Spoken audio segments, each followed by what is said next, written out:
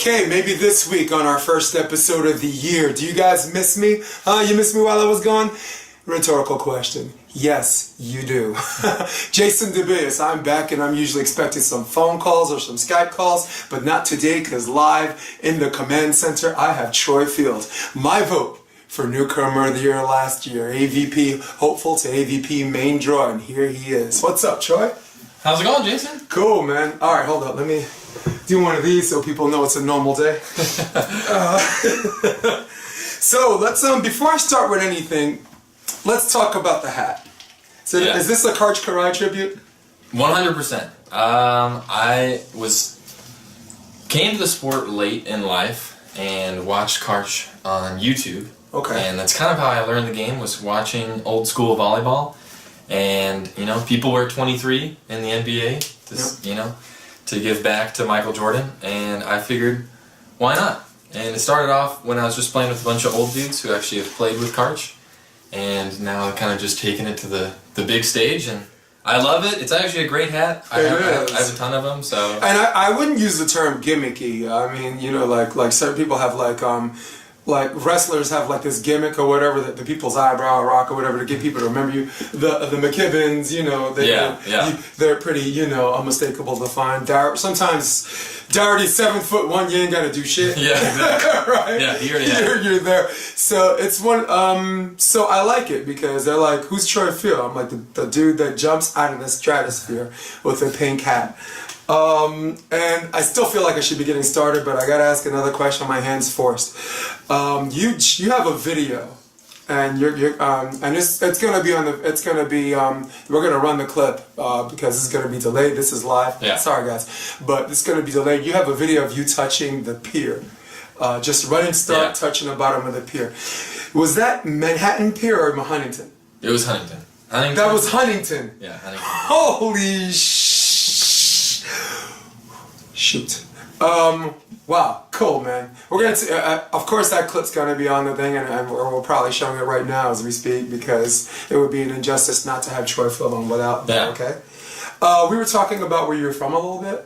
Yeah, so I was born in San Clemente and then moved to Dana Point.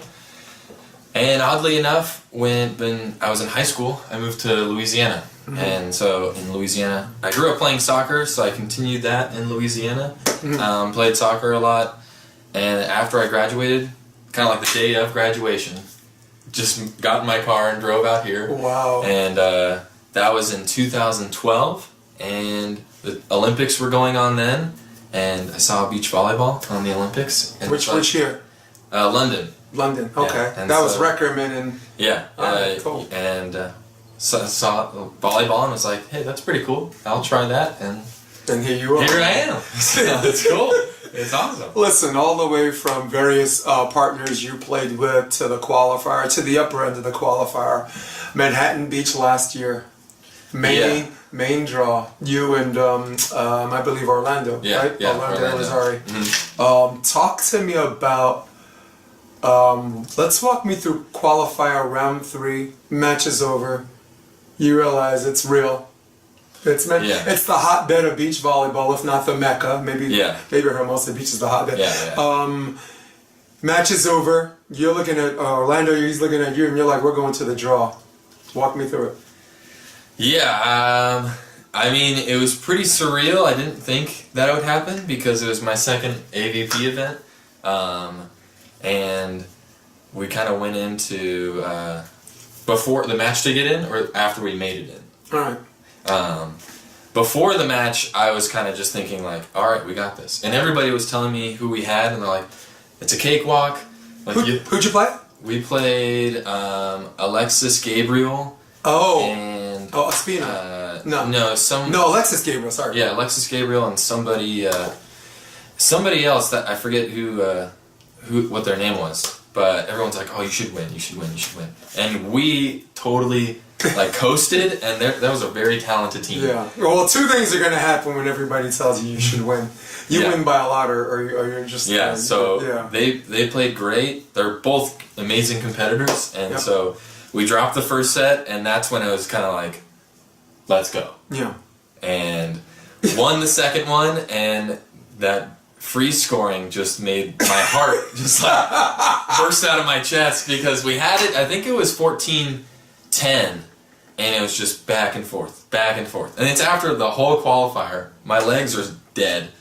And back and forth. I think they got a point to make the nerves even higher, and then finally, I think we called a 4, and we got the clock, and oh, nice. I don't even remember what happened. It was you don't even care. I was just so excited. I couldn't believe what happened, and it's one of the most amazing feelings.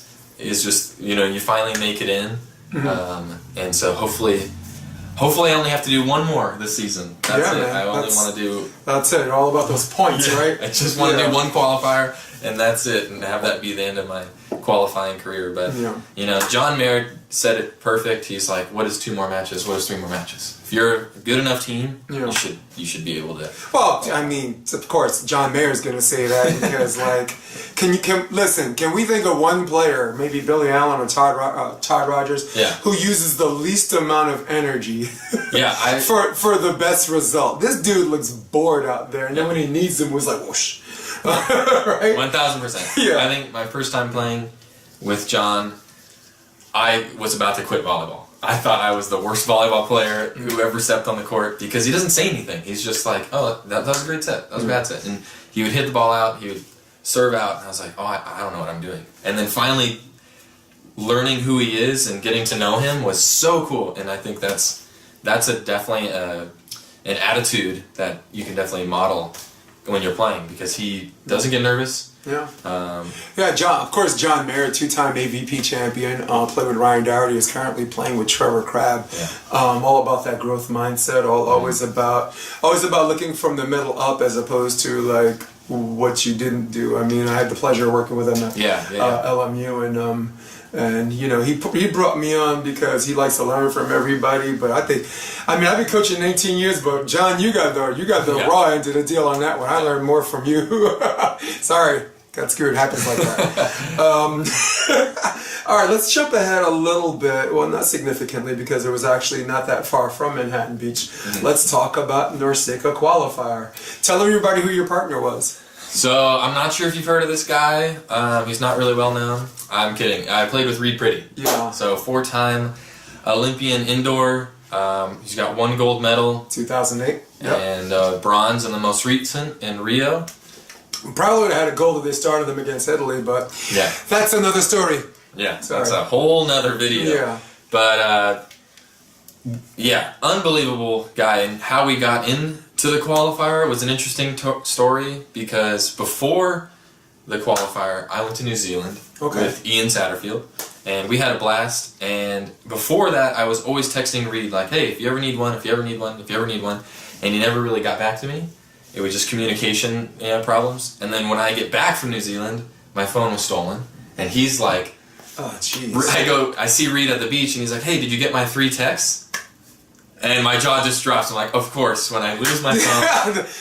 This one guy happens to text you not once, not twice. Exactly. 3 times I missed Reid's text. And we jump in a training session together.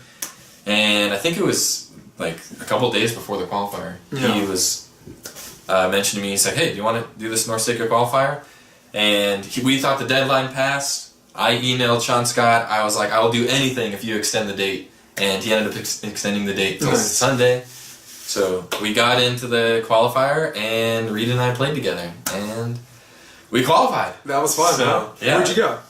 We went to Aguascalientes, was our first tour stop in Mexico. Okay. Then we went to Baja, which is another place down in Mexico about like an hour north of Cabo. Right. And lastly was a place that not too many people get to go, is Cuba. So we went to Veradero, Cuba.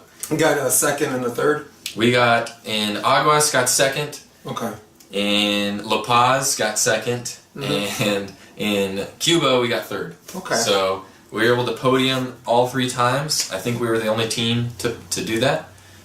But after La Paz, it was looking like second was just that one last game. The finals was the hardest thing to do. And, who are you with now? I'm playing in Austin with Doc Vandermeer. Okay.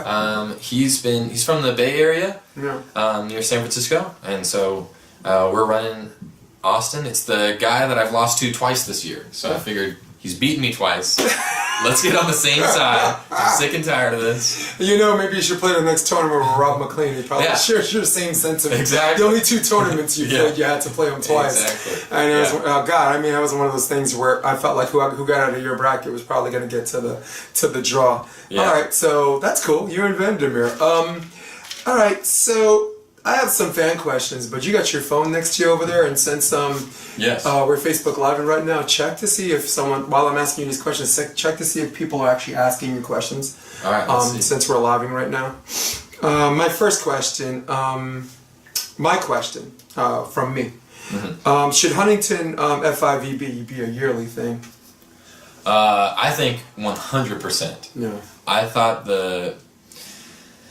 how successful that tournament was, I think at least we should have something partnered with the AVP and FIVB. May not be Huntington, because I know there's people from all across the United States that would have loved to be at this tournament, but due to travel, just probably couldn't make it. The venue's right. I mean, venue. I mean, parking, restaurants. Oh yeah, goodness. The hotel was outstanding. I feel like everything surrounding Huntington would be great. I mean, how cool would it be to have FIVB New York? That'd be pretty sweet. It would be a hit because there are more fans, FIVB fans in New York than there are IVP. So I mean, they know who Ricardo is. You know, they know who Indra. They know who Bruno and Alisson are Samuelos or whatever. I got the FIVB top 10 coming up in a day too. So stay tuned on that. I selected my top 10, and Troy is I think is involved in one of them. I'm not going to tell him. We'll find out. Yeah. Got a bunch of highlights we're going to be zooming in on as this film goes too. My second question is thumbs up or thumbs down on the scoring freeze? Long pause, but I'm going to go thumbs up. I'm going to go solid thumbs up, or resistant, but I think thumbs up 1,000% for the fans. Yeah. But for the players, it can stink like when you're in the qualifier. And I can tell you what stinks for. It stunk for the Partains. You know, if you remember, had Jeff 14-11. Yeah, exactly. It stunk for Ricardo and Reid. And Reid, who were up the second and the third set. Yeah, they were Slick and Ellen. Yeah, it's 14-11 in the third. And 20-15 in the second. Yeah. Cool! Oh, man! What do you see? Is there anything? We got Jaren. Okay. Says, why beach volleyball? Jaren, are you asking me or are you asking Troy Field? So I'm guessing that was for me. So Jaren says, why beach volleyball? Okay. I will answer simply, why not? Yeah. We're at the beach every day. I mean, when I first started, I would go to work, a 9-to-5 job, and drive right over to the beach and just play until night. And I think beach volleyball is one of those sports where you can be a part of it and watch it grow. I think beach volleyball keeps you healthy. There's so many different things that beach volleyball can do to benefit the body, whether you're at the highest level, like being a professional, or whether you're just want something to do to stay fit. I think beach volleyball is a huge thing, and also I've been able to take beach volleyball and apply the things that I've learned and learn things from coaches and apply them to life. Yeah. Like there's so many different things about being patient, growth mindset, so many different things that you can take and apply outside. We said it twice, John Mayer. Growth mindset. Hope you're listening. Yeah. And Tom Black. What the hell with my questions? They're coming in. Yeah. I mean, we got notifications. I'm sure there's. All right. Cool. So my question is, like everybody, like you're a pretty complete volleyball player. You can play back row defense. Mm-hmm. You can play front row block. You can split. Last tournament, I believe you split a little bit. Yeah.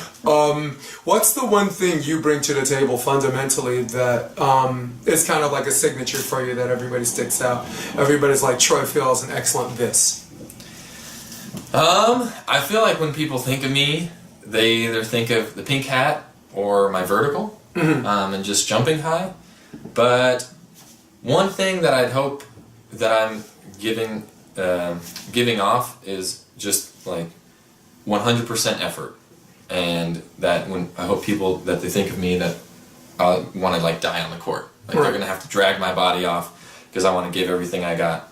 But usually that's what, when people think of me, it's usually that vertical, so it helps with blocking. But, when I'm able to play defense, and you're still in between of what I want to do for the rest of my career, but blocking seems to be the most beneficial, but I think that's when people think of my name, it's usually what happens. Cool. I had a YouTube question.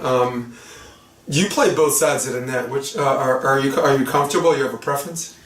It's unique. I feel like I've adapted more to being a left side player just because of my high line. It's a little bit easier to do a high line, but I've been actually playing a lot of right side recently. So I'm kind of like right in between. I feel comfortable on the right, but I think it's just one or two things that on my left side, it's like, okay, I have a stronger high line, whereas on the right side, I feel like I have a little bit more vision than on my left. Yeah. Okay, last question, because I know you're on a very tight schedule, and thank you so much for coming. Of course. I mean, I think I hear a baby outside. Something that sounds like a baby. Your approach. A lot of the experts notice that you have a non-traditional approach. We call it a goofy foot. You have a left-handed approach, and you swing with your right. It's something that it's not extremely rare. You got Samoilevs. That's a goofy foot. You have Dahlhauser, one of his best blockers of beach players. In the last decade and a half, also a goofy foot. Is that something you just stay with, and you just straighten up your technique or your platform, as opposed to, or is it something you were thinking about changing? So interesting. Never playing any indoor, and learning most of my volleyball knowledge on YouTube. I really didn't understand the proper footwork, but when I've played indoor and I run any back row attacks, I actually have a regular approach. Yeah, it's actually normal, and then on the beach, it's just been kind of it's just what it is. Yeah. But I've noticed that I can still get my hip out even though I have a goofy footed approach. Yeah, and it's actually really hard to read. So a lot of people don't really know exactly where I'm going. Yeah, when I have goofy footed. So there's no plan to change it, but if anybody sees anything out there, I call it pink hat hypnotism. Karch Karai was interchangeable as well. Yeah. The one jump he would goofy foot, and I'm like, that guy just goofy foot, and I said, let me see the next one, and then he did traditional. So it was whatever means, and Karch to us is God, so whatever means possible, whatever. Yeah, exactly. So I see sometimes where I've done it, but almost every single video I post on Instagram has myself a goofy footed approach. So I'll just keep it. Oh man, listen, thank you so much for your time, man. Of course. You're in the first episode of Volleyball the Tuesday after. Guys, stay tuned. Next week, hoping to get Taylor Crabb and John Mayer on the same show. Possibly John Mayer a little bit earlier. Yeah. Thank you guys so much. Thank you. We're out.